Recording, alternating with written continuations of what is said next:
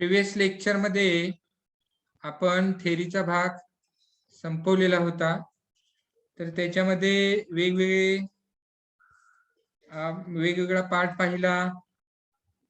Segment, line कशा म्हणायचा आहे, त्याच्यानंतर मग कॉन्ग्रुएंट सेगमेंट, मग properties of congruent segment, mid point of a segment, comparison of segments, ray ची माहिती पाहिली, लाईनची सांगितलं जाता, perpendicularity of segments or rays आणि distance of a point from a line. आता नेक्स्ट पार्ट जो आहे तर तो म्हणजे आपल्याला इथे आता प्रॅक्टिस सेट 1.2 सोडवायचा आहे. त्याच्यामधलं फर्स्ट एक्झाम्पल आहे, स्क्रीनवर पहा. The following table shows points on a number line and their coordinates.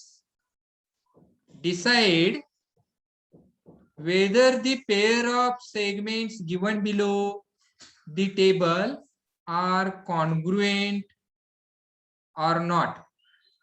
म्हणजे इथे आपल्याला आता एक चार्ट दिलेला आहे. चार्ट मध्ये पॉइंट्स दिलेले आहेत, वरती पहा ABCDE, आणि त्याचे कोऑर्डिनेट दिलेले आहेत. याच्या आधारे आपल्याला इथे काही पेअर दिलेले आहेत. 3 पेअर्स दिलेले आहेत पहा. इथे आहे first segment D and segment AB. तर हे कॉन्ग्रुएंट आहेत की नाहीत हे आपल्याला शोधायचं आहे. तर इथे दिलेल्या पेअर ज्या आहेत तर त्या कॉन्ग्रुएंट आहेत की नाहीत तर ते आपल्याला इथे शोधायचं आहे. तर अर्थातच इथे आपल्याला कॉन्ग्रुएंट सेगमेंटची माहिती पाहिलेली आहे. तर सेगमेंटची लेंथ जर इक्वल असेल, सेम असेल, तर ते सेगमेंट कॉन्ग्रुएंट असतात. म्हणजेच आपल्याला या सेगमेंटची लेंथ काढावी लागेल. आणि लेंथ काढायची असेल तर डिस्टन्स, लेंथ मीन्स तर जे डिस्टन्स आहे एंड पॉइंट्स मधलं, तर त्या डिस्टन्सलाच त्या सेगमेंटची लेंथ म्हणतात. म्हणजेच डिस्टन्स DE काढायचं आणि त्याला आपण लेंथ DE असं लिहू शकतो. तसंच आपण इथे डिस्टन्स AB शोधायचा आहे आणि लेंथ AB आपण लिहायची आहे. आणि मग त्या दोन सेगमेंटच्या लेंथ वरून ठरवायचं आहे की ते 2 सेगमेंट्स कॉन्ग्रुएंट आहेत की नाही. ओके, पहा आता first segment D and segment AB. तर स्टार्टिंगला आपल्याला इथे आता डिस्टन्स काढायचं असेल तर कोऑर्डिनेट्स लिहायचे आहेत. तर आता इथे पहा, D डिस्टन्स काढायचं आहे आपल्याला आणि डिस्टन्स D काढायचा असेल तर D चा कोऑर्डिनेट पहा. अगोदर D चा कोऑर्डिनेट काय आहे तो स्क्रीनवर पहा. D चा कोऑर्डिनेट आहे -7. आता E चा कोऑर्डिनेट पहा. E चा कोऑर्डिनेट आहे 9. आता याच्यामधला 9 is greater than -7 and therefore distance D, distance D लिहिताना इथे कॉमा द्यायचा आहे मध्ये, D आणि E च्या मध्ये. Distance D is equal to larger coordinate minus smaller coordinate. Minus minus इथे आले त्यामुळे ब्रॅकेट मध्ये ठेवलं. हे मायनस मायनस बिकम प्लस होतात. 9 + 7 इज इक्वल टू 16. देअरफॉर इथे डिस्टन्स D आपल्याला 16 मिळालेलं आहे. आता distance D means length D लिहिलं तरी चालतं. Therefore length D is equal to 16. पहा आता हे 16 मिळालं. लेंथ D आपण इथे शोधून काढलेली आहे. तर हे मी आता इथे बॉक्स मध्ये लिहितो ही व्हॅल्यू पहा. आता पुढे आपल्याला काय करायचं आहे ते पहा.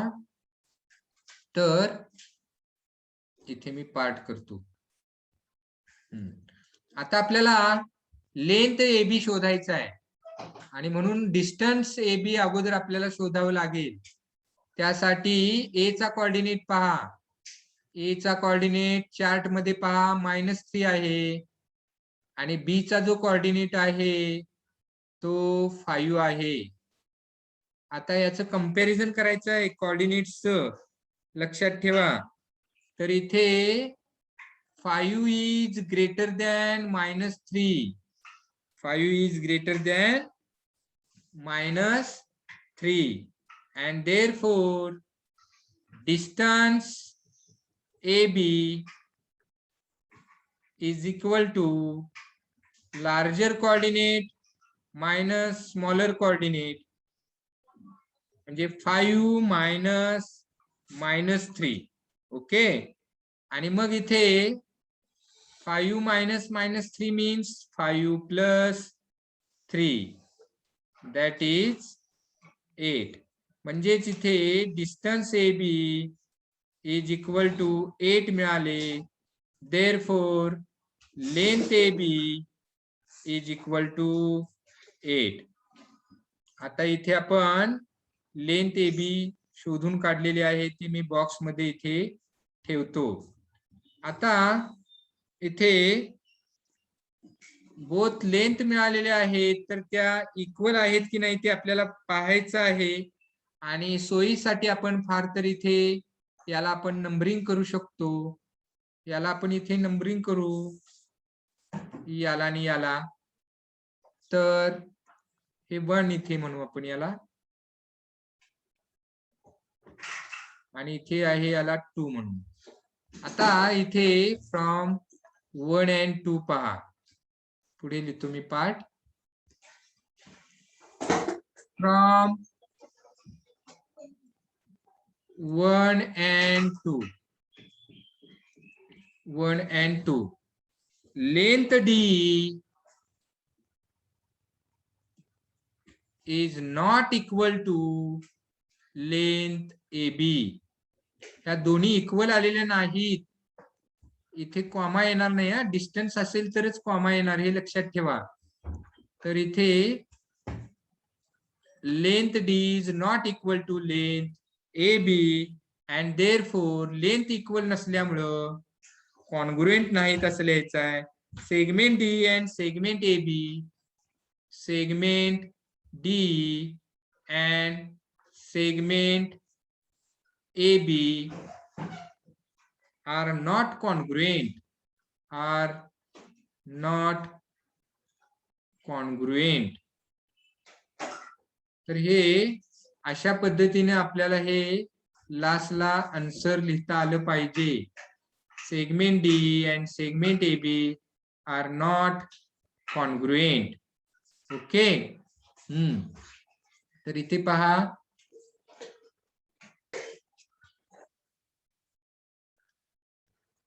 Second example, segment BC and segment AD. तर आता आपल्याला इथे BC ची लेंथ काढायची आहे. सेगमेंट BC ची लेंथ स्टार्ट कुठून करायचा आहे, तर अगोदर आपल्याला डिस्टन्स BC काढायचा आहे. म्हणून B चा कोऑर्डिनेट लिहितोय मी इथे पहा. B चा कोऑर्डिनेट आहे 5 and coordinate of C is 2.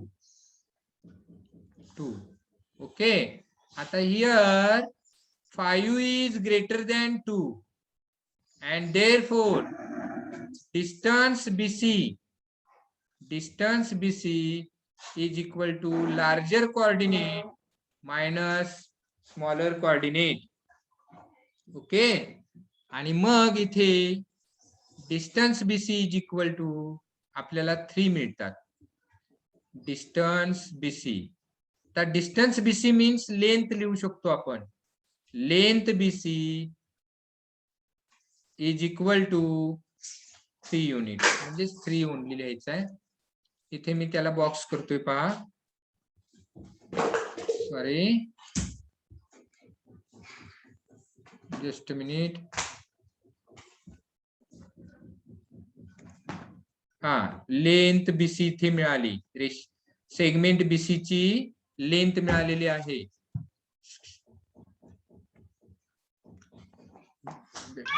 हा, जस्ट अ मिनिट. आता आपल्याला पुढचा पार्ट पहा.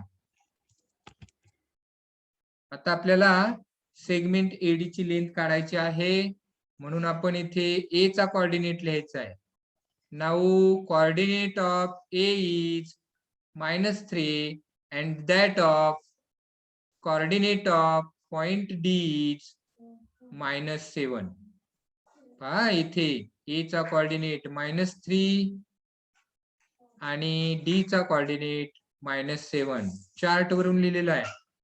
In this case -3 is greater than -7 and therefore distance AD is equal to larger coordinate minus smaller coordinate. इथे मायनस मायनस सलग आले म्हणून हे मी ब्रॅकेट मध्ये ठेवतोय. इक्वल टू च्या खाली इक्वल टू लिहिले, -3 मायनस मायनस प्लस झाले 7. इथे डिफरंट साइन आलं म्हणून लार्जर नंबर मधून स्मॉलर नंबर मायनस करायचा. 7 - 3 4 आणि लार्जर नंबरचं साइन येतं प्लस, लिहायची गरज नाही. आणि अर्थातच हे डिस्टन्स आहे. डिस्टन्स ऑलवेज पॉझिटिव्ह, पॉझिटिव्ह येतं ते नेहमीच. Distance AB is equal to 4 and therefore distance AB means आपण लेंथ लिहू शकतो. Length AB is equal to 4 units, म्हणजेच 4 नुसतं लिहिलं तरी चालतात. तर इथे आपल्याला लेंथ AD, सॉरी इथे पण B लिहिलं पहा. इथे D लिहायचंय आपल्याला. ओके पहा इथे, ओ नो, इथे D AD, इथे AD distance AD and therefore length AD. तर इथे लेंथ AD आपल्याला 4 मिळालेली आहे. ओके, BC ची लेंथ मिळालेली आहे 3, आणखीन AD ची लेंथ मिळालेली आहे 4. इथे पहा. आता हे मी बॉक्स मध्ये ठेवतोय, त्याला आपण फार तर नंबरिंग देऊ. याला 1 नंबर द्यायचा आहे आणि याला 2 नंबर द्यायचा आहे. ओके. आता नेक्स्ट पार्ट पहा, पुढे काय करायचं आहे. फ्रॉम 1 and 2, फ्रॉम 1 and 2 पहा. 1 and 2 वरून इथे लेंथ BC आणि लेंथ AD इक्वल आहेत का पहा. Length BC is not equal to length AD, हे इक्वल नाहीत. अँड देअरफॉर मग आन्सर लिहायचा आहे, segment BC is not congruent to, is not congruent to segment AD, segment AD. Okay. तर अशा पद्धतीने आपल्याला इथे लास्टला आन्सर लिहायचं आहे, segment BC is not congruent to segment AD. Okay. हा, नेक्स्ट एक्झाम्पल पहा स्क्रीनवर. Segment B and segment AD. तर स्टार्टिंगला आपल्याला इथे डिस्टन्स बी शोधायचं आहे. मग त्याच्या आधारे लेंथ बी आपण लिहू शकतो. आणि डिस्टन्स बी जर शोधायचा असेल तर बी चा कोऑर्डिनेट अगोदर लिहायचा आहे. इथे coordinate of B is 5 and that of coordinate of E is 9. Here 9 is greater than 5 and therefore distance B is equal to larger coordinate minus smaller coordinate. Therefore distance B is equal to 4. That is, म्हणजेच sorry length लिहायचं होतं मला तिथे, just a minute. Length B is equal to 4 आता हे आपल्याला इथे मी box मध्ये ठेवतो.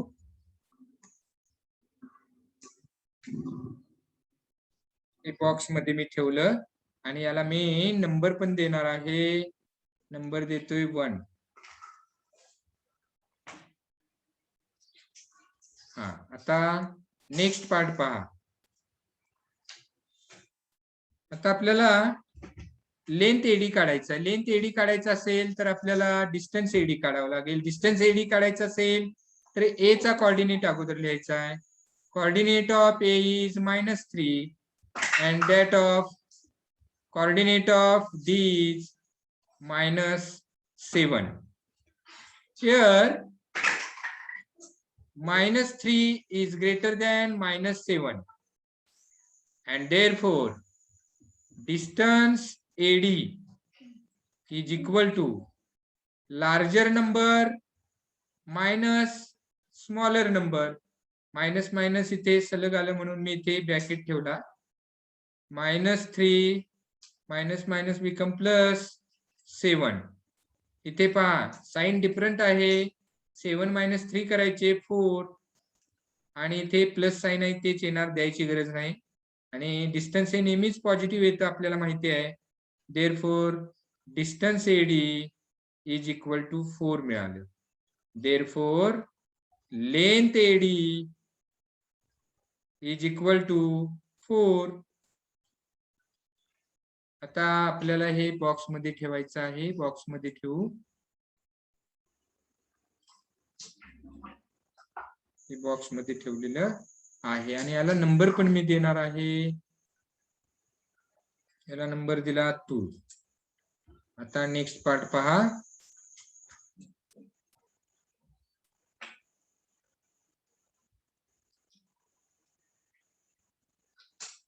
हा, आता इथे नेक्स्ट पार्ट पहा. फ्रॉम 1 and 2 घ्यायचं आहे आपल्याला इथे.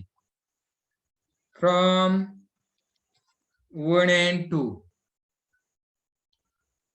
Just a minute. From 1 and 2. इथे पहा RHS सेम आहे. पहा 4 4 आलेले आहेत. पहा इथे दोन्ही कसे आलेले आहेत, 4 आहेत. हा, म्हणून इथे RHS इक्वल आहे म्हणून LHS इक्वल घ्यायची. Therefore from 1 and 2 length B is equal to length AD. आता मात्र इथे दोन्ही सेगमेंटच्या लेंथ इक्वल आल्या म्हणून ते कॉन्ग्रुएंट आहेत. देअरफॉर लास्टला आन्सर लिहायचा आहे. सेगमेंट B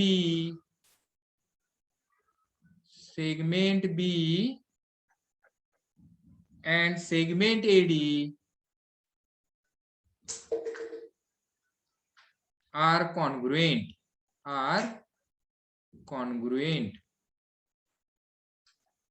तर इथे आपण हे लास्टला आन्सर लिहायचं आहे. इथे मिळालेलं आहे. तर ही एक्झाम्पल आपल्याला अशा पद्धतीने सोडवायचे आहेत. ओके, काय शंका आहे का सांगा आता. नेक्स्ट एक्झाम्पल पहा. सेकंड क्वेश्चन आहे. Point M is the midpoint of segment AB. If AB is equal to 8, then find the length of AM. Okay, आता हे एक्झाम्पल आपल्याला सोडवायचं आहे. इथे सोडवू. Just minute. हा, पहा आता काय दिलेलं आहे ते. तर point M is midpoint of segment AB. Okay, आता मी इथे डायग्राम काढतो म्हणजे तुमच्या लक्षात येईल. इथे पहा मी सेगमेंट घेतलेलं आहे.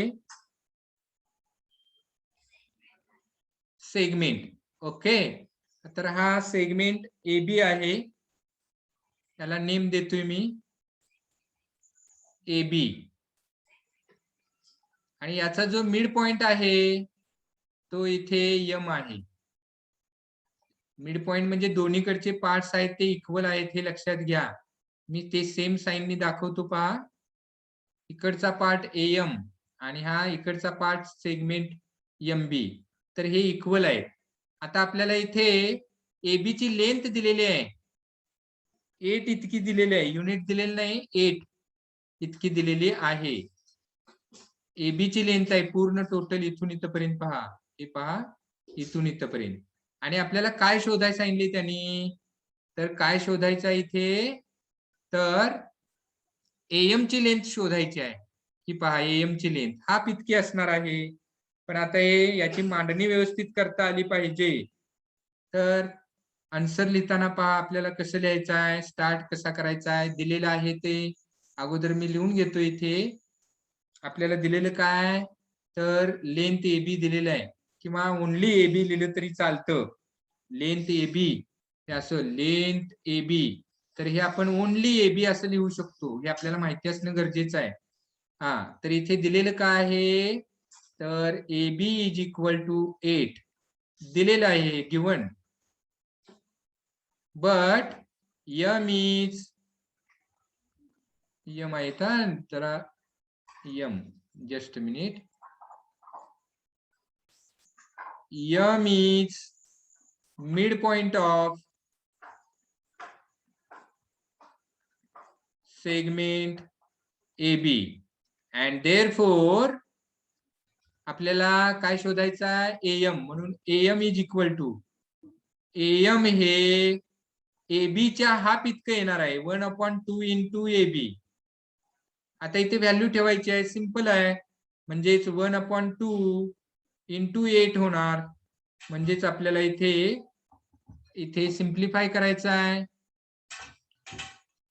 2 1 जा 2, 2 4 जा 8, म्हणजे आपल्याला इथे आन्सर मिळालं 4. AM is equal to 4. आपल्याला AM च शोधायचं होतं, लेंथ ऑफ AM, म्हणून लास्टला फार तर आन्सर लिहायचं लेंथ ऑफ AM किंवा length AM is equal to 4 units. Only 4 लिहिलं तरी चालतं, इथे युनिट दिलेलं नाही. तर इथे आपल्याला हे आन्सर मिळालेलं आहे. ओके, तर हे एक्झाम्पल अशा पद्धतीने आपल्याला सोडवायचं आहे.